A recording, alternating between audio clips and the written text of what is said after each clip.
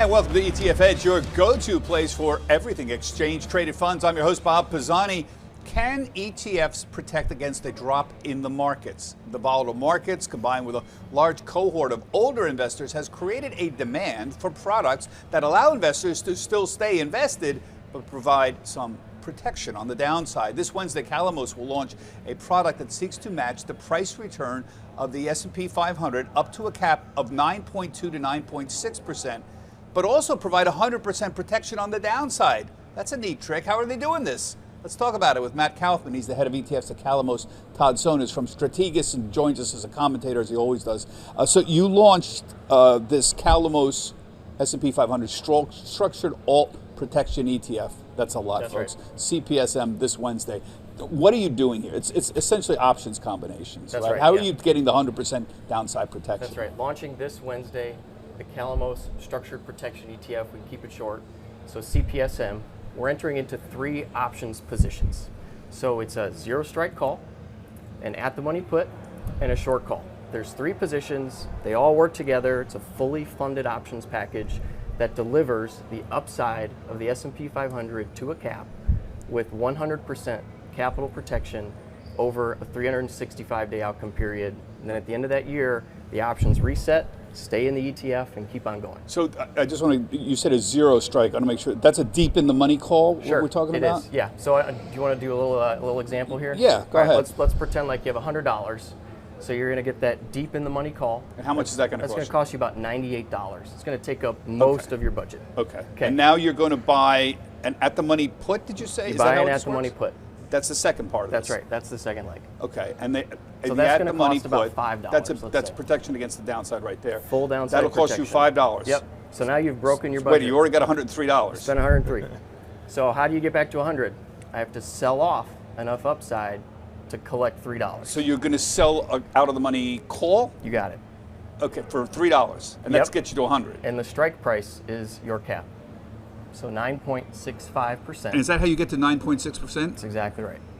Okay. Yes. We can do the math on this, but I'm going to take your word on that. No, you're good. So there's three components here to Correct. this. All options. Okay. That's right. There's no tricks. There's no magic. Well, but I'll tell you what's hard for people to understand is you have the challenge here is that whoever's buying this has to understand there's a very specific day that makes the most sense to buy and sell on. Otherwise, the whole proposition doesn't make as much economic sense. Explain that. Yeah, so this is a type of target outcome ETF, but it's delivered over a 1-year time frame. So this is the first suite of ETFs to do 100% protection over a 1-year time frame. So if you buy in on day 1, you get that 100% protection.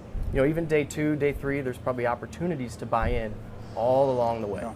So these, Todd, these structured protection products, they're part of a larger group. You and I have talked about this.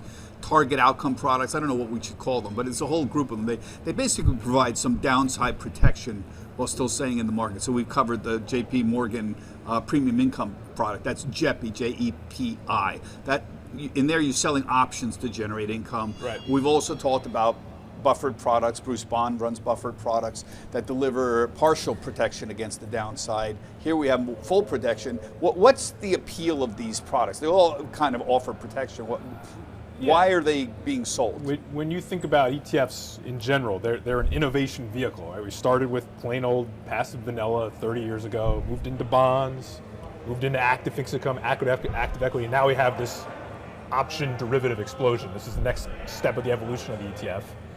And I think when you think about broader American demographics, there's a lot of adults approaching retirement who will have money on their balance sheet who still want to stay invested, but they don't want to have a recurring 2000 or 2008 type scenario. So these products make perfect sense for those who want to still generate equity return, but have that protection.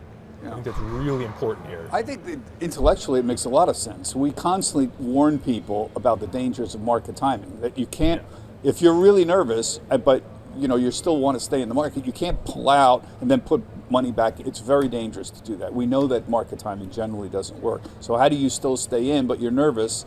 It seems like this answers at least some psychological need at the very minimum. Yeah, definitely psychological, and the asset class, right? I know Matt and his team, they have large cap, small cap. I assume international, I think, is probably involved in there too. So you have S&P 500, NASDAQ will come in June, and then we're on file for Russell in July. I think if you look at the buffer ETF space in a low rate environment, you can do really good upside capture with a buffer. But as rates have moved off of 0, we're 4 or 5% now, we can afford to deliver capital protection over an outcome period.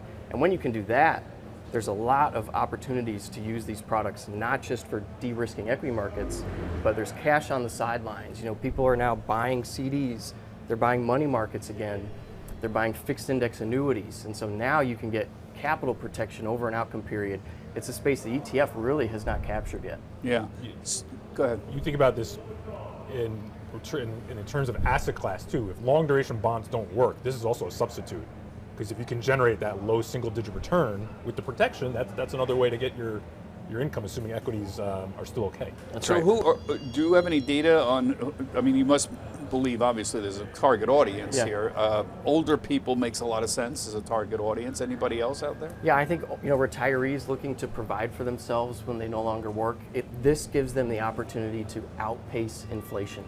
You can get greater than the risk-free rate, upside of the market. Your money is linked to the market. Right. With And no this is greater tax downside deferred risk. too? I mean, how is This is all tax deferred growth. So let's think about your trade-off. You could go into a 5% guaranteed product. The end of that term, it expires, and you're going to have to pay ordinary income rates on that money. So your 5% will turn into, call it 3.2%. Or here's your trade-off. You can turn that in, get the upside of the S&P 500 to a cap of 9.65%, and you can earn much greater than what the risk-free rate is delivering. So what happens after tax 1 deferred. year after this? You suppose May 1st somebody buys this product. What happens May 1st next year? Yeah, April 30th of next year, the options will expire, and they will enter into a new set of options. You'll get a fresh 100% protection level and a new upside cap. So you can just stay in, it rolls over. You stay in. That money It will rolls grow tax deferred and can compound tax deferred. And then if you've held the product for longer than 1 year, you're not paying ordinary income tax at the And end. even if not in a tax advantage account, even if I'm not in a retirement account, even if I'm just in a regular like a regular brokerage brokerage account. account, yeah, this money grows tax deferred. You hold the ETF longer than a year, you pay long-term capital gains when you sell. Okay. Well, that's an additional benefit right there, just the tax deferred. The aspect. tax alpha is huge. More magic in the ETF wrapper. That's Yeah, basically it's the really base quite of it. remarkable. Yeah, and I think that's one reason people have always said, like, could I do this myself? It's like you could get close, but you can't get quite as efficient as if you were to do it inside the ETF wrapper. And this is, I mean, I keep looking for innovation here. You and I keep talking about the maturation of the ETF business. And most of the money that's coming in, 500 billion or so that comes in every year, still goes into index funds, plain vanilla index funds. And the industry is looking for ways to get new products in. I mean, most of this this need for innovation is because of the saturation in the index business. So the business needs to grow.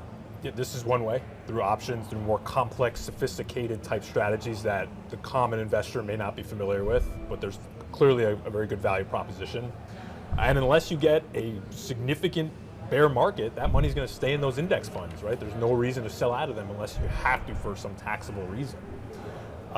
So issuers will continue to innovate. There's going to be different types of these strategies. I'm sure Calamos will come up with another way to spin it, whether it's different protection, different asset class. I mean, who knows? We'll have these in crypto for all I know in a couple of years. But it's just more from the ETF industry. I think you cannot fade this industry right now relative to other vehicles that are out there. And yet people still seem to be in love with their money market funds. Yeah. And who could blame them at 4.5%, whatever we're getting right now? Why move at all? It seems like it's a very lot of enticing. fairly risk-free, at least short term. Yeah, we're seeing upwards of $9 trillion across CDs and money markets. I mean, that's larger than almost the ETF space itself. And so these types of investors can now, enter into an S&P 500 upside with no greater downside risk over that outcome period. So I think there's a lot of money on the sidelines that could move into this. And you're launching additional suite of products around the NASDAQ 100 and the Russell 2000 as well. Our plan is to launch 12. We're going to launch one every month for the next year. We want people to have a chance to get in at that beginning. But it's three different groups, like the S&P 500, NASDAQ 100, and the Russell 2000. And then we're going to repeat that series. So S&P in May, so NASDAQ every in month. June, Russell in July, S&P in August, NASDAQ in September. Keep repeating over the next 12 months. There'll always be a monthly entry point. So you'll have 4 of them essentially, 4 S&P 500. That's correct. And 4 NASDAQ 100. Just Yep. different strike expiration, or the different expirations. That's right. That's correct. And where else do you see this going? I mean, what other kind of products do you see?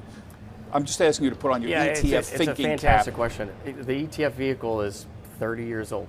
You know, the mutual fund turned 100 this year. So there is a remarkable amount of innovation that I think is going to take place over the ETF, over the next several years in the ETF wrapper.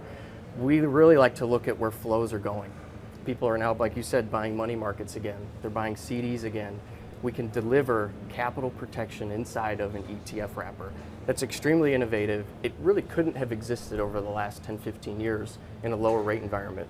Now the rate regime has shifted, and we've got this whole new wave of innovation that's going to come through the ETF wrapper. Yeah. I'd be curious, whenever rate cuts decide to come along, and you get them down to 2 or 3%, the proposition of money market funds really declines. So I wonder if a lot of that money will find its way into these types of strategies. But you're making an assumption there about going down to 2 or 3%. Where is that? Yeah, where do you think that's coming from? Not this year. No, I don't. Not this year. Yeah, it seems, you know, Later higher in the for decade. longer definitely seems to be the mantra. Yeah, that is think here. so too. Wouldn't you be surprised if money market funds went down to 3% this year? It's not happening this year. I don't Yeah, don't could want to see make it a proclamation. maybe going down but to it's- 4%. What are you getting now? 4.5, somewhere around there. You can get 5 and a close quarter to on a 5, yeah. Vanguard on a Vanguard money market fund. It's 5 1/4 right now. It's something roughly. That's an amazing proposition.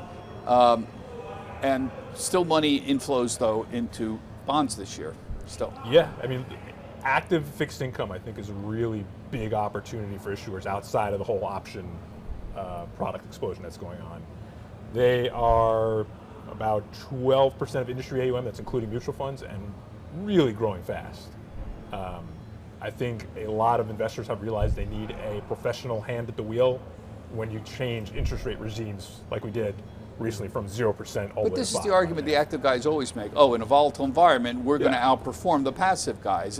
This is the one turn in history in 40 years in the bond market where maybe if they did it, they would have added some value. Other than that, in the last 40 years, it hasn't mattered that much. No. Well, that's the marketing for it, at least right now. We don't know if we'll revert back to the lower path of interest rates, but I think issuers are looking at it as a higher for longer, as you were saying before, Yeah, and so yeah. you want that active touch. I think the growth in options ETFs too is largely driven by that low rate environment. You know, we saw it being difficult to get risk management and income from bonds when rates were so low.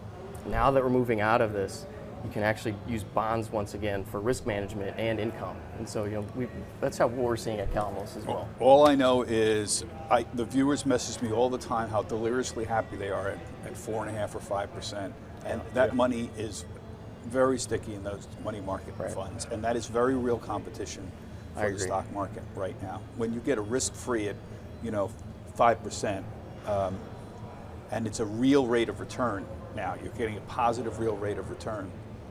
That's real competition, and I think it's terrific. I don't think it's terrible. I'd be perfectly happy to see the competition for the stock market because this makes sense. 1% 10-year yields did not make sense, which we had. No. Yeah. Who's going to give the government 1% for 10 years? It makes no historic sense at all. Right. It's a nice extra stimulus, especially you're dealing with inflation here, but having the 5%, whether it's real or nominal, helps you pay some sort of a bill. And I keep complaining. I mean, viewers are messaging me. I don't want a 6% mortgage or a 7% mortgage. I said, I got news for you. 3% mortgages are not normal. That was never normal, and I don't know why people thought that was somehow the new normal, and it never was. That was an anomaly that happened there. Yeah. And I'm glad people took advantage of it, but if you think that it's going to go back to 3%, I would not bet on that. 6 or 7% is much more normal interest rate for a 30-year mortgage. When I got mine in 1985, it was 11 1/4. And that was typical throughout the 80s and into the early 90s. I will say the part of this, the benefit here is now you're seeing more targeted duration fixed income ETFs, right? Yeah. We have whole suites now saying you want 1 month, you want 3 months, 1 year, you can get it. You don't have to buy a market money fund. You can do it in an ETF too. Yeah. Well, gentlemen, thank you for coming by. I appreciate it. Again, the key point here is these kinds of products are filling a niche for people who are concerned about the markets, maybe a little older, but still want to stay in the market. That's why we had Matt on today. So that does it for this week's ETF Edge. My thanks to Matt and to Todd. Now, we've asked Todd to stick around and give us his perspective on additional ETF trends for the ETF Edge podcast coming up. We'll talk a little bit more about bond investing. And remember, you can see all of our shows on our website. That's etfedge.cnbc.com. Everybody have a healthy, happy, and safe trading week. Get the ABCs of ETFs with the ETF Edge newsletter. Your weekly update on the hottest trends, expert analysis, actionable ideas, and exclusive insight from host Bob Pisani. Sign up now at cnbc.com/ETF Edge newsletter.